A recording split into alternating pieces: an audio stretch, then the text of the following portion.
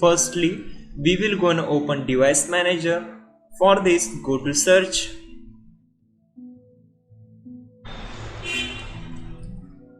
Okay, click on this to open device manager. From this list, you have to select display adapter. To expand it, click here. Now right click on this and select properties. Okay, go to the driver tab. Now click on update drivers right here. So select this option, search automatically for updated driver software. It will take some time to update drivers. Okay, once done this process, click on close. Also close the all tabs. Now the next step is go to the start icon, right click on it.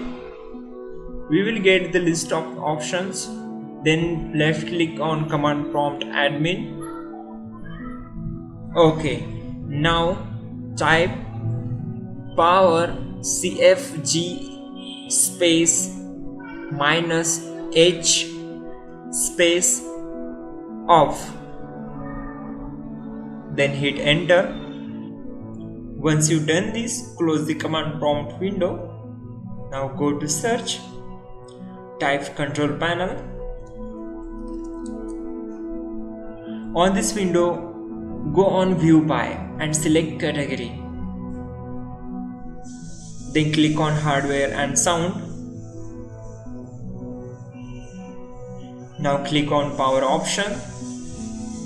Okay, here click on change plan settings. Then click on change advanced power settings. It will open new tab. So here you have to expand wireless adapter settings. Click here. Again click here to expand power saving mode. Now on this both option you have to set maximum power settings. Then click on apply. Close all windows. That's it guys.